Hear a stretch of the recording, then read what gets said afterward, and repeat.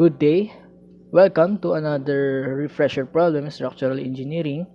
And this is a passport exam in November 2017, and it is another sample problem for composite steel beams. So let's start. To construct a deck of bridge over a deep ravine, steel beams spaced at 2.4 meters on center and simply supported on a span of 20 meters.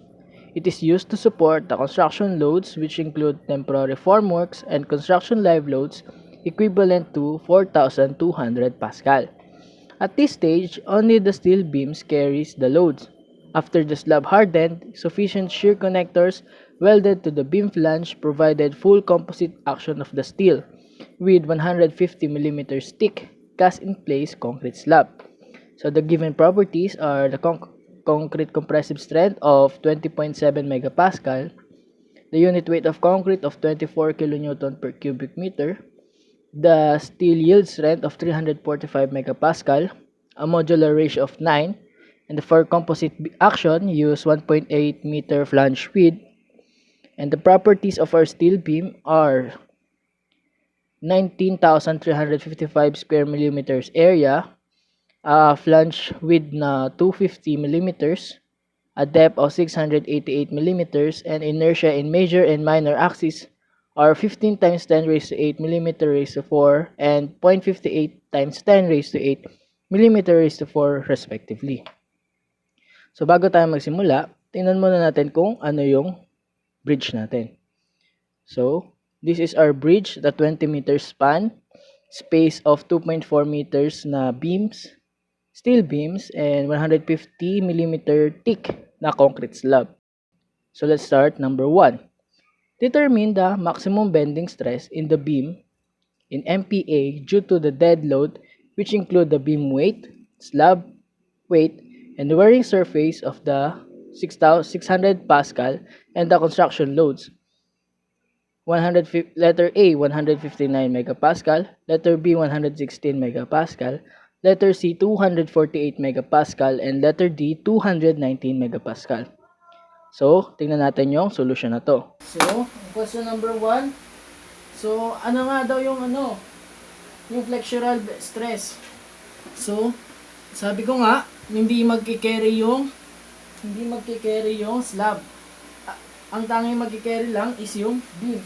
So, compute natin yung weight. Ang weight ng natin, slab is 2.4 for spacing, tama? Kasi yun yung yung tributary area. Kalahati times 0.15. Ito yung thickness ng slab. So 150 mm times 24 na 24 is yung unit weight nung slab.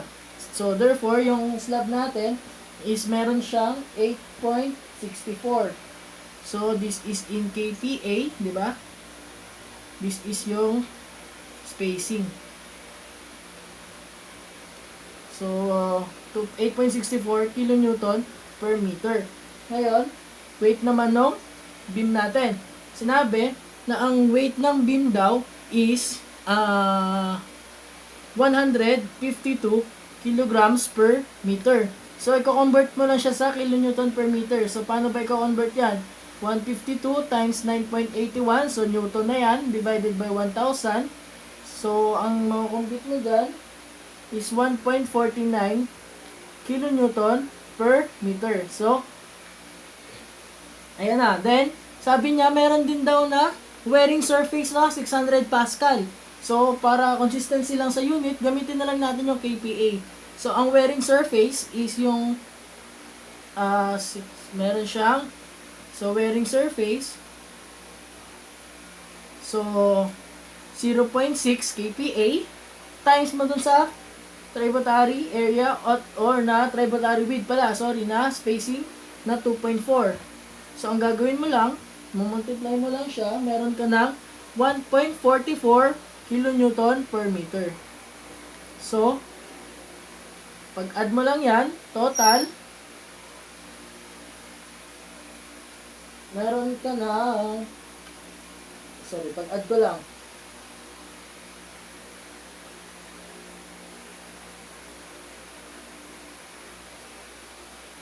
ay, so, meron pa palang construction loads. Sorry, meron pang construction loads. Construction loads na, sabi, meron pang construction loads na 4,200 Pascal construction live load. So convert mo lang din sa kPa 4.2 times mo sa spacing na 2.4. So ang magiging ano lang, so 4.2 plus 2.4, so 6.6. Diba? So ang total niyan,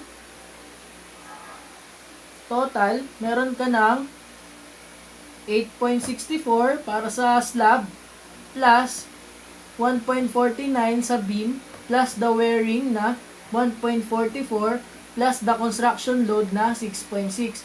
So meron kang total na load na 21.65 kN per meter. So pa-take note na lang po ng 21.65. So buburahin ko na siya.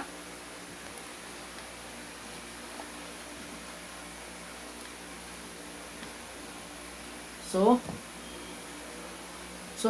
total W na 21.65 kN per meter. So moment, sabi niya is it is simply supported, so WL squared over 8. Kasi di ba sa MC over I natin. So ang moment natin diyan is 21.65 ang total na span.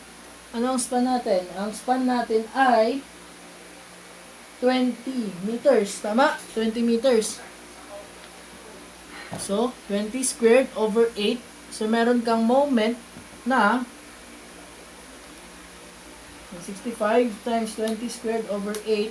Meron kang moment na 1,082.5 kilonewton meter. So, ang gagawin mo, so FB is equals to MC over I, di ba? MC over I, determine the maximum bending stress. So, MC over I. So, FB mo is yung 1,082.5 times 10 raised to 6 over yung times mo yung C. Kasi, C siya, bending in X. So, yung effective depth, yung centroid is D over 2 lang. So, 688 over 2.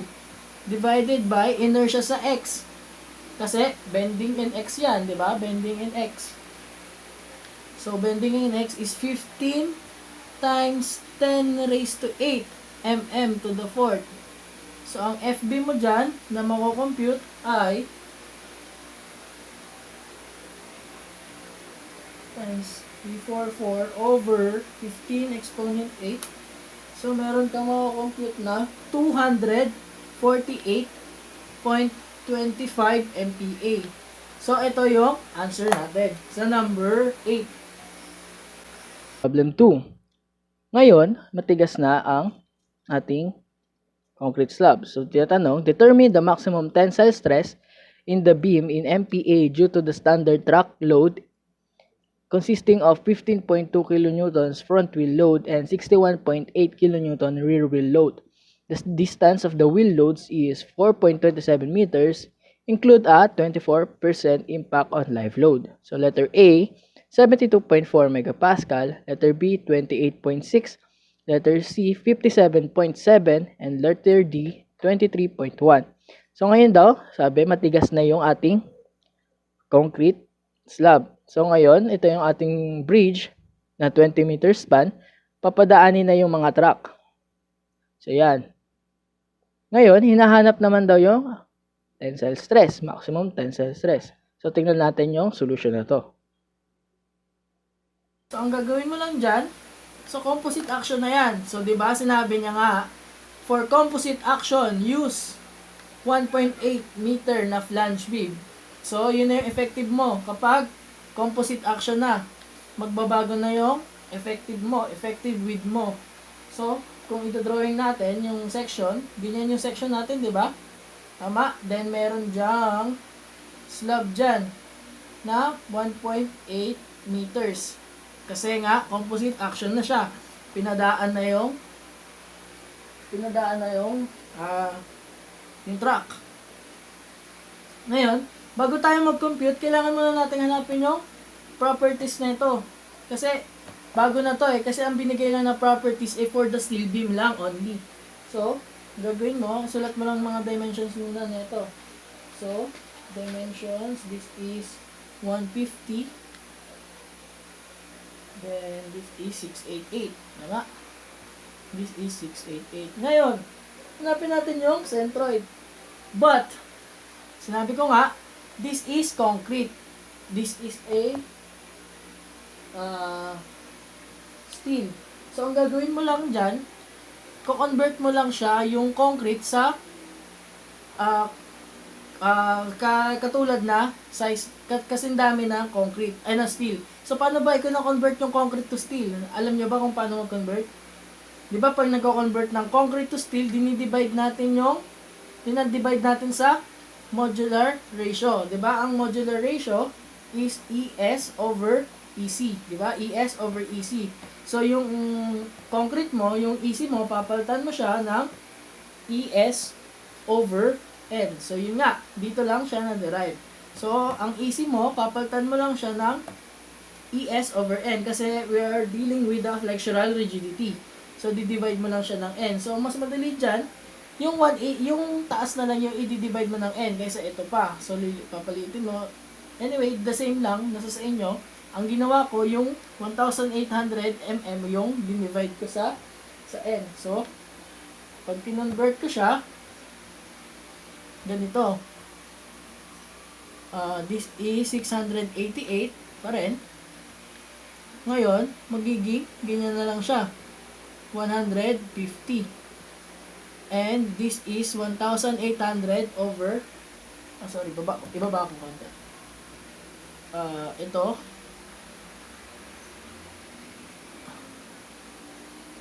This is 688 pa rin. This is 150. Ngayon, ito magiging 1,800 over 9 is equals to 200 mm na lang siya. Ngayon, hanapin natin yung centroid. So, Variance theorem. Y bar. Mula dito ang Y bar. So, Y bar lang. Ito lang yung mahirap na part dito eh. The rest, parang diretso na lang yan. So, Y bar natin.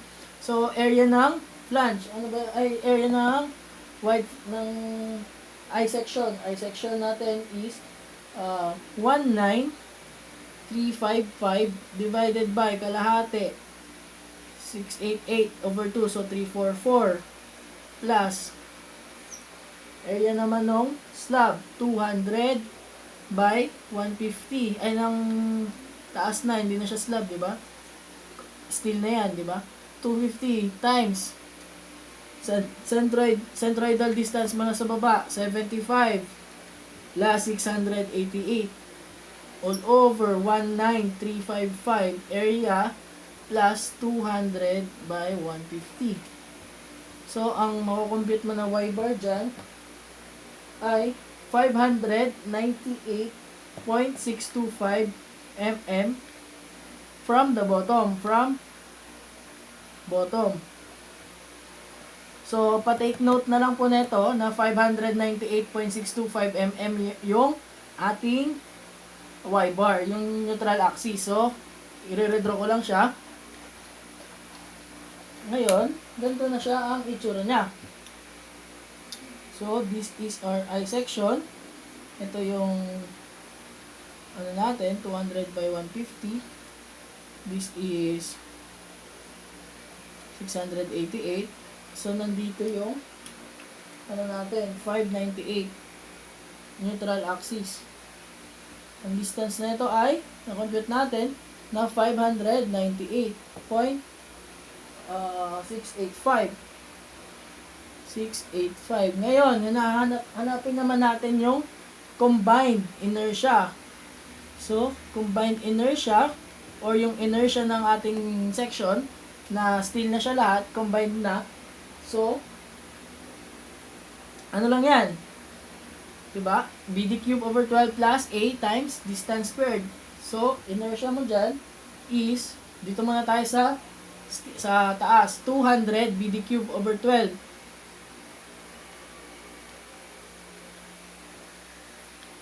Times 150 cube transform formula. BD cube over 12. Pagkuha ng inertia. Plus, area 200 by 150. Distance mula sa neutral axis. Kung this is 598.685, this is pa-compute, 150 plus 688 minus 598.685. This is 239.315. Saan na nakukuha? Kung paano nakuha yung 239.315 na yan. So, ang makukompute mo dyan, 239.239. Distance ng neutral axis niya, 239.315. Minus 75 squared. Tama?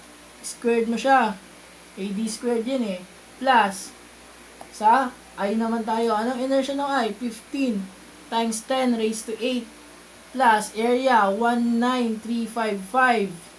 Ngayon, distance naman nito, neutral axis ng I sa ating combined neutral axis. So, ang distance niyan is 598 mula tayo sa ilalim, 0.685. Minusan ko ng, anong distance na lang sa lang? 344. Tama? Squared. So, ang I mo dyan na makukompute ay 200 by 150 cube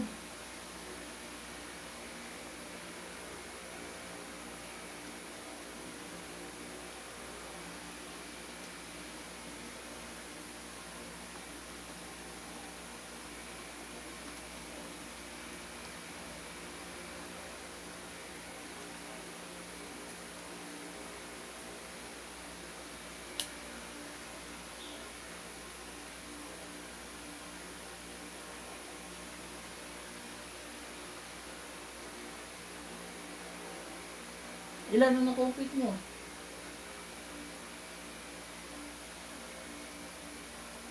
Tama ba na? 3621.684 times 10 raised to 6. So, yan. Right? 200 by 150 cube over 12 plus 200 by 150 times 239.315 minus 75 squared plus 15 exponent 8 plus 19355 and 8.685 minus 344 squared. Tama? Yan ang nakabit nyo. So, this is to the fourth. So, meron na tayong I. So, okay na yan. I-tabulate ko na lang, ihiwalay ko na lang yan dito.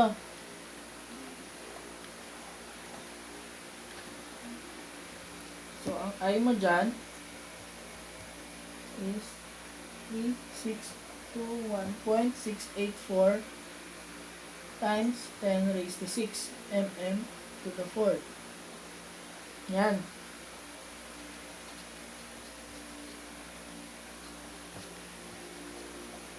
So, sabi, ano yung Mmax mo? Moving loads. Ano yung moving loads na Mmax ng moving load? Sana sa ulo nyo na ngayon. So, pag moving load, Mmax simply supported. Alam nyo ba tong formula na to? PL minus PSD D squared over 4 P total L. So, ano ba yung P? Ito yung wheel loads. Then, may distance na D. This is PB na P large. This is P small. So, P big, P small. Then, merong P total na PB plus PS. Ngayon, ang gagawin mo, pasok mo lang yung formula na yan. Sabi, meron daw wheel load na 61.8. 61.8. Meron ding isa na 15.2. Then, the distance between them is 4.27. So, papasok mo lang siya dyan. Ano ba yung PT mo dyan? Ang PT mo is pag-add mo lang yung dalawa. 61.8 plus 15.2. So, meron kang 77.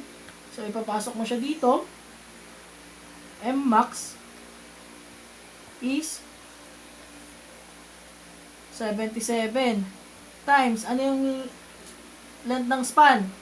So, 20. Tama? Minus PS. So, small, 15.2 times yung D. Distance ng wheel, 4.27. Then, squared mo lang. Squared. All over 4. Yung total na 77 times meron kang 20. Nga, 4PL minus PSD squared or over 4PL. So, ang M max mo na makukompute dyan,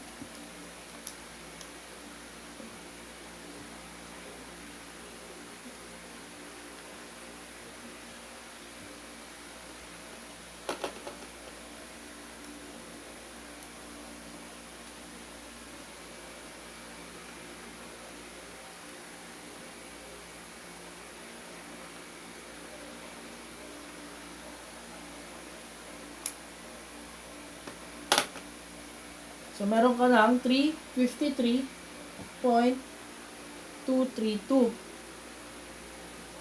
Pero, sinabi niya, include daw na 24% impact sa live load. So, dalagdagan mo pa to ng 24%. So, paano ba yon? So, okay na yan. Post. Then, buburin ko na siya.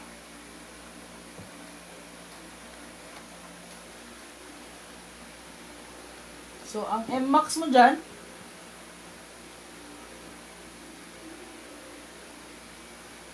include 24% impact. So, ang gagawin mo lang, M mo is 353.232 times mo lang ng 1.24.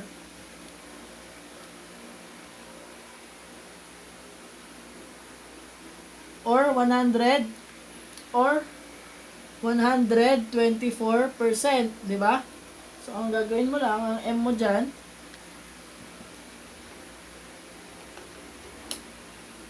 (438 kilonewton meter). So, meron ka ng M, meron ka na ring I. So, ano na lang kulang mo? Wala na, wala ka nang kulang. Magsasolve ka na lang ng MC over I. MC over I. So, F mo is MC over I. Ano ba yung ano mo? M mo. So, 438 times 10 raised to 6 times C. Ano ba yung C mo? Siyempre, pipiliin ko yung malaki. So, 500. Mas malayo sa akin. 598.685.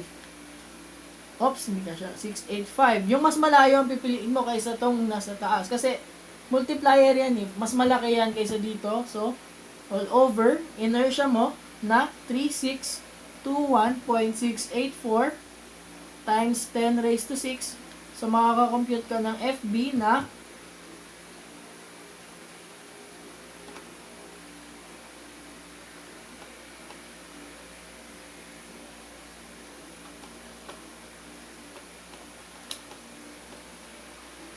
72.4 MPa. Yan. 72.4 MPa. Next. Hinahanap naman yung determine the maximum compressive stress. Compressive stress naman. So, maximum compressive stress in the concrete slab. Compressive stress. This is maximum tensile stress. Bakit tensile yan? Kasi, simply supported siya, sabi. Then, alam natin na ang bending niyan is ganyan. So, this is compression sa taas, tension sa baba. So, baba, 598.685. Tensile stress, tama? Determine the maximum tensile stress. Tensile stress kapag nasa baba, kapag simply supported. So, last problem. Determine the maximum compressive strength in megapascal in the concrete slab. Letter A, 29.019 megapascal. Letter B, 3.22 megapascal. Letter C, 23.1 megapascal. And letter D, 2.57 megapascal. Ngayon naman, hinanap yung maximum compressive stress in the concrete slab. Concrete slab. So, buburahin ko na siya. Number 10 na tayo.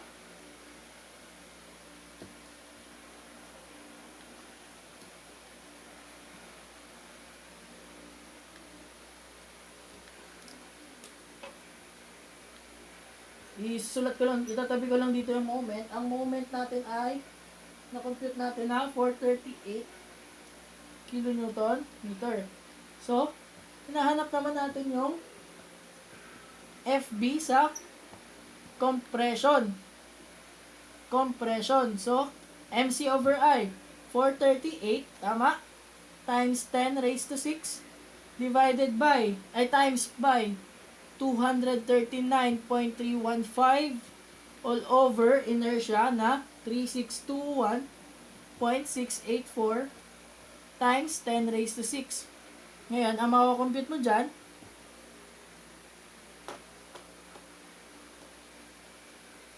is 28.94 MPa. So, ito na ba yung sagot? Tama ba? Yan na ba yung sagot? Hindi. Bakit hindi pa yan nasagot? Ito ang stress mo kung kapag if it is a steel. Pero hindi. Hindi naman steel yun, di ba? It is, kinonvert lang natin siya sa steel para ma-consider yung para kasi, di ba dapat homogeneous yung analysis natin, di ba? Sa ano? So, kinonvert lang natin yan. So, paano mo ba ibabalik yan? So, gantong concept lang. Sana magets nyo to.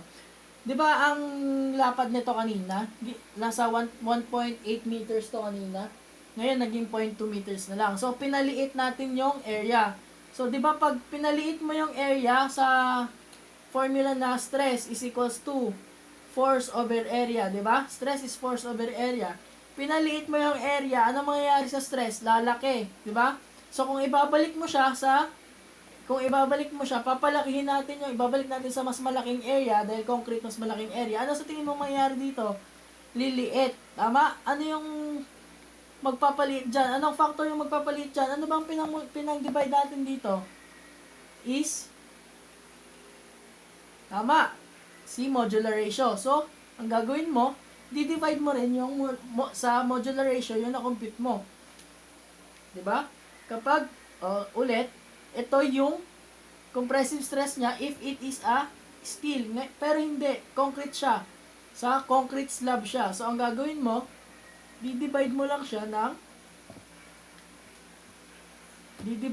sa N, which is the 28.94 divided by 9. So, ang FD mo is 3.22 MPa. So, nagets? Mas pinalaki mo yung area, mas liliit yung stress, di ba? Mas pinaliit mo yung area, mas lalaki yung stress. So, ganun lang. So, ayun. mm raised to 4. Gets? Pinalaki mo yung area dahil lumaki yung area dahil binalik na natin siya sa concrete slab na 1,800 by 150. So, 3.22 MPa. Letter B. Thank you. I hope may natutunan tayo. And mabuhay ang civil engineers. Bye-bye.